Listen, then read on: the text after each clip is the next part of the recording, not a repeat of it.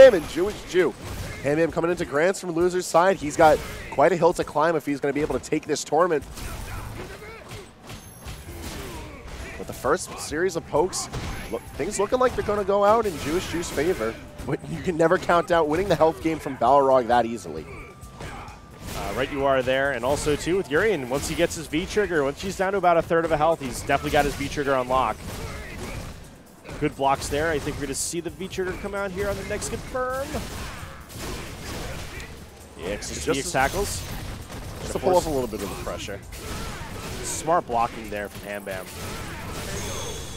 And he's going to take the first game. It's that patience that has brought him so far. First round, rather. He's waiting for his opportunity to strike. On a character like Urien, you know that it's rather telegraphed where those situations are going to be. You know once the Aegis Reflector breaks, Urien's not really doing much of a threat. And you know if he's whiffing something, it's time to open up. But like I said earlier, if HamBam's going to win this, he's got some games to win. Plenty of time for TheJewestJew to adapt and overcome. Look at this damage here. TheJewestJew is going to have to get a good V-trigger combo off here to take this round back. And there he goes. Ooh, he's carrying this one all the way to the bank. However, he's going to drop things out. This is the overhead. He just jams it like 3 times, and it worked. Yeah. All right. It'd be like that. Hey, listen, a combo can be any hits, as long as the counter counts it. Unfortunately, TheJewestJew unable to get that squared away. And he's going to drop the first game. First game going to HamBam. HamBam is coming into this set red hot. Very hot. I would not want to fight him right now. He had won a consecutive 5 rounds. Yeah. And 3 games out of those 5 rounds. He reversed 3-0 to get into this situation. So he definitely knows what's on the line. He definitely knows how to keep the flag flying, all the pressure that's up on board. And he has been unshakable in how he wants to play out his Balrog. That being said, though, I feel like Urien's definitely the type of character that's going to facilitate the right type of counterplay to this Balrog. And we're definitely going to be seeing that with this first round. The reason I was bringing this up is because Urien, a lot more combo-oriented. He's got his tried-and-true bread and butters. He's got the setups that he needs to be able to extend his plays, extend his damage, keep him safe, establish strong set play. That way HamBam can't throw a reversal that will mounts up an equivalent or larger amount of damage off of significantly smaller amounts of hits.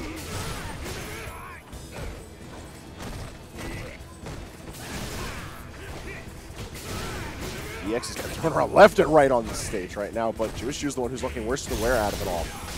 Great use of the Aegis Reflected there. He's going to get the full combo here. Is he going to get the reset on it? No. Not able to keep him in the air too long. He is going to keep the pressure up, though. He's just trying to push HamBam into the opposite side of the corner. And look at that. The V reversal needed to Zubrix on that pressure. Great V reversal there to break the reflector.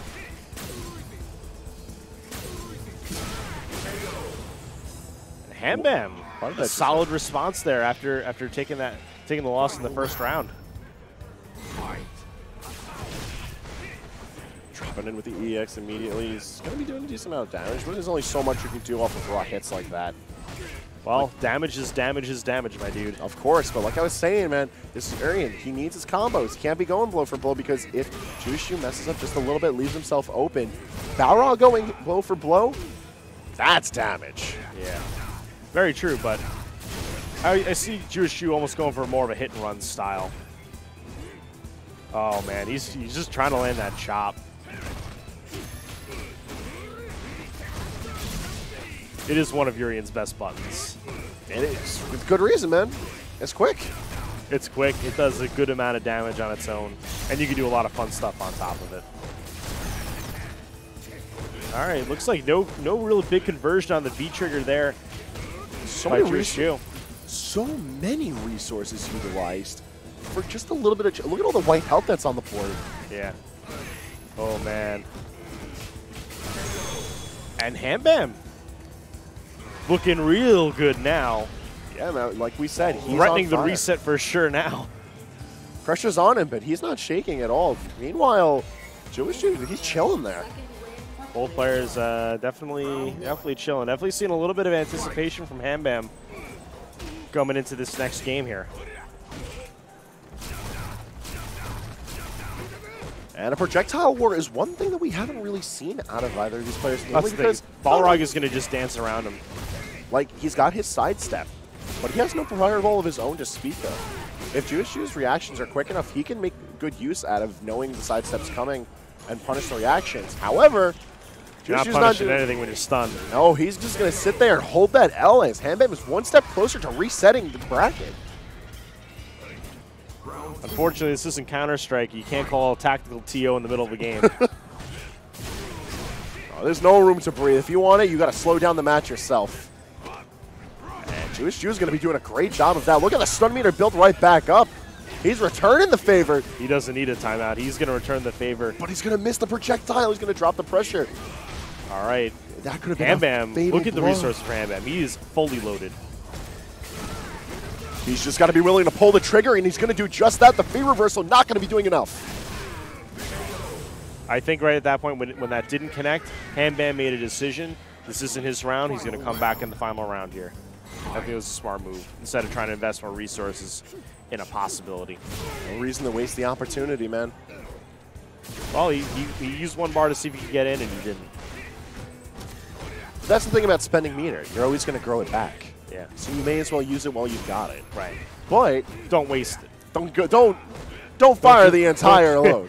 Don't just dump it. Nice. Beautiful step around the projectile, and just like that, damage building itself back up. And that's the reason why you don't want to play the projectile game against Balrog. Because as soon as he's got a read on what your pattern is, he's going to sidestep and just lay a huge punish down.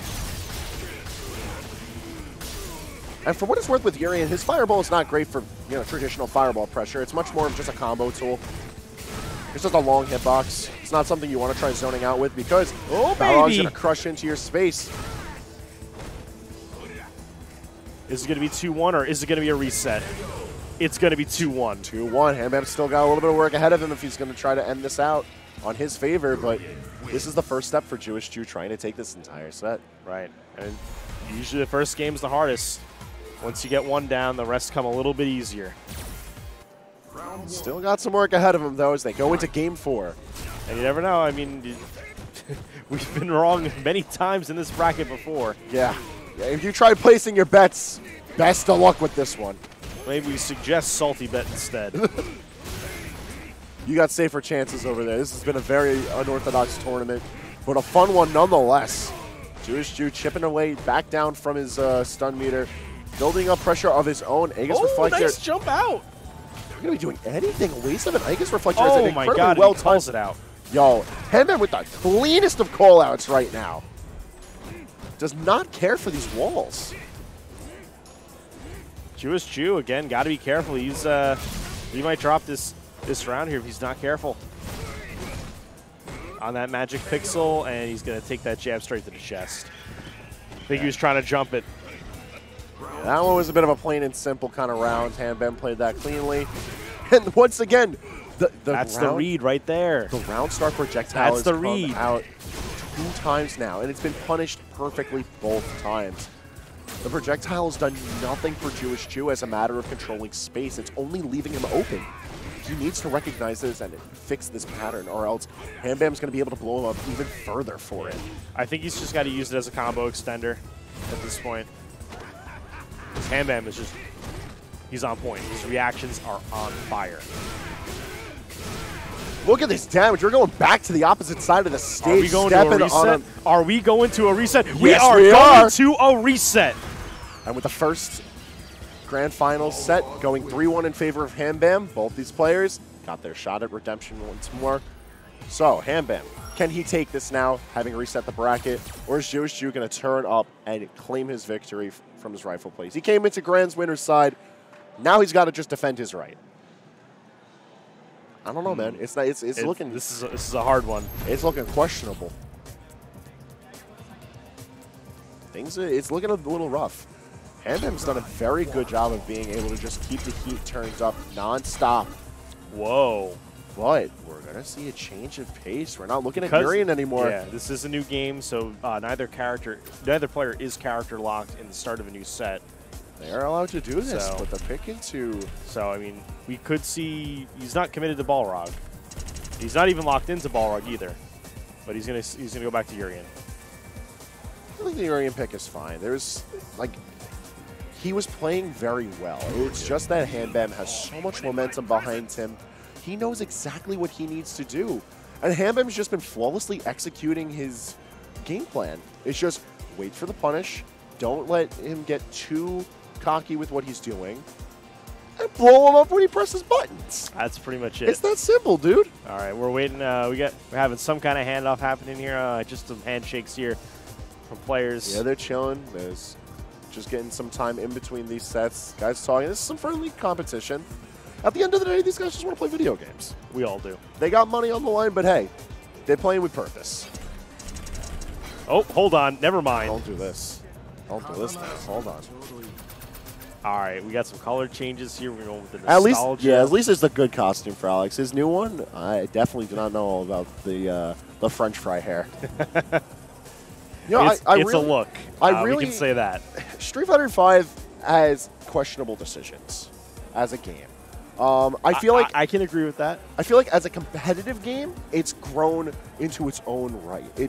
It belongs to sit alongside its Street Fighter brethren. I fully agree with that. Aesthetically, it is. Then again, every Street Fighter has its aesthetics. This one ain't a good one, though. I mean, like, 4 had the comic book style, which is really cool, really awesome. Street Fighter V kind of moving to that kind of cleaner Hollywood look now. Like, honestly, it's everything but the character models look so good. This character select screen, phenomenal.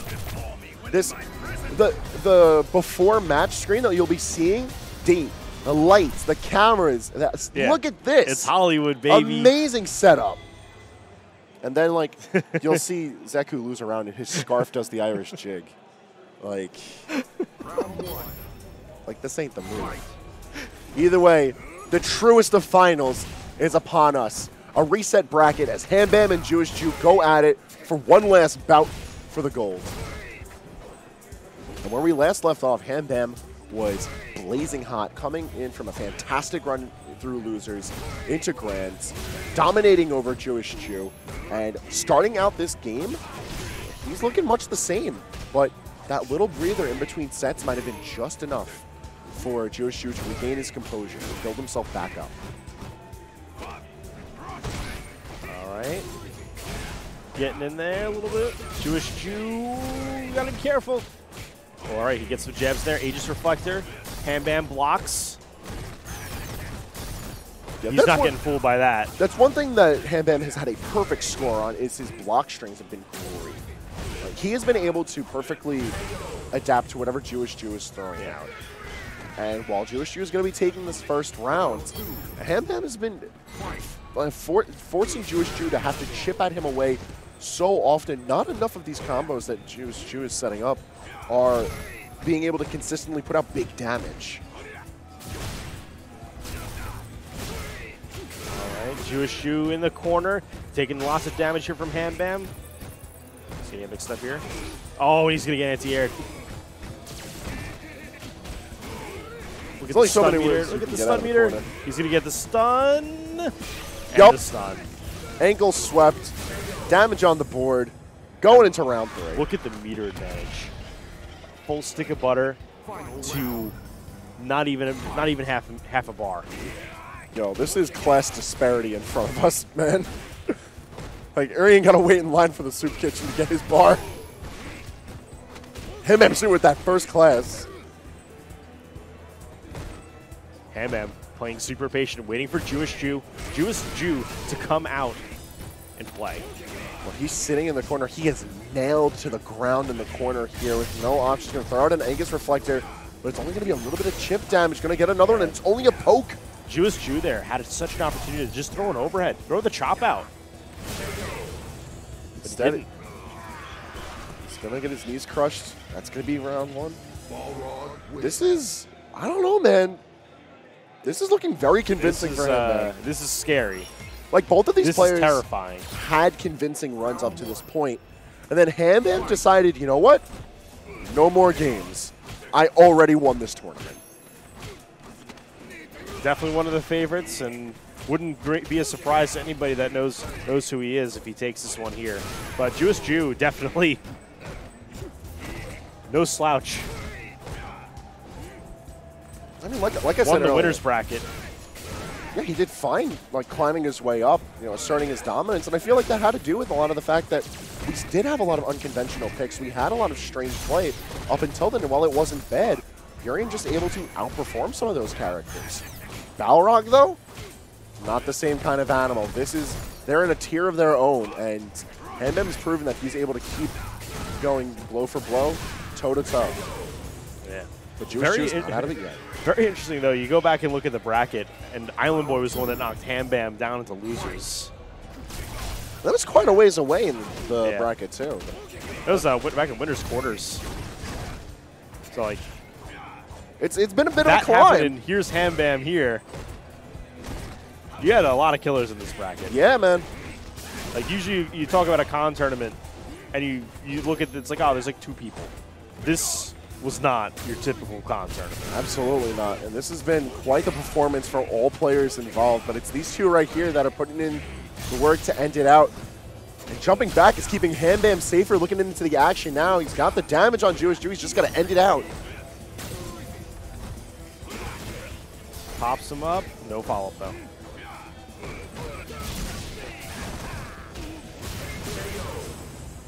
Bit of an ill-advised advance there from the JewestJew. Yeah, that's definitely like the putting the hand on the stove of options. Like, he better have learned his lesson, or else that's gonna come to bite him terribly later on. He got punished immediately, but it's only gonna get worse from there.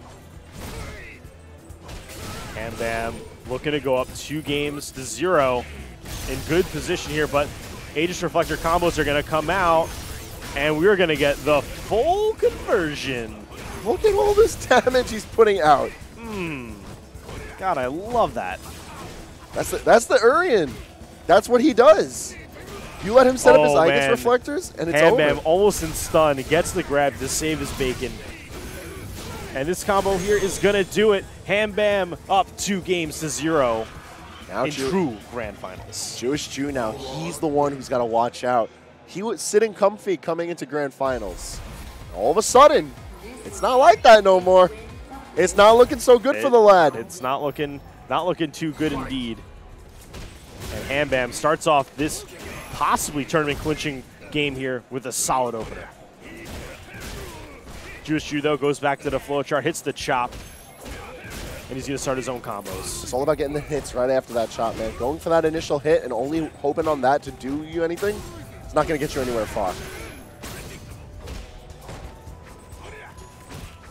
It is worth noting, though, however, JewestJew has been playing with a bit more space between him and HamBam. He knows he can't breathe down HamBam's neck, or else he's going to get his own broken. The magic pixel. All right, gets a tackle. B reversal. B reversal again.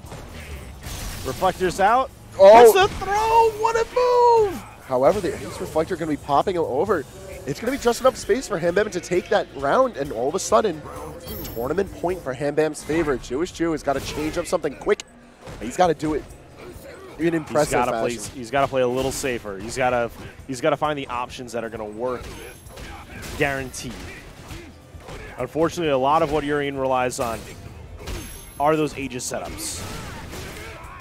I mean, the beating he's taken, he's getting his Aegis reflectors up. Like, he's going to have the resources available to him at this rate, but look at the triggers stun. online. Look at the health. EX trying to get out of the corner, but HamBam's going to pop his Aegis reflectors open, and here comes the damage. And just like that, JewestJew is still in it. That right there, that is why Urien is good. That's the kind of play. Do that. That's the kind of play we need to see from JewestJew, though, or else that's it. They're still sitting in a situation where HamBam can run away with it all.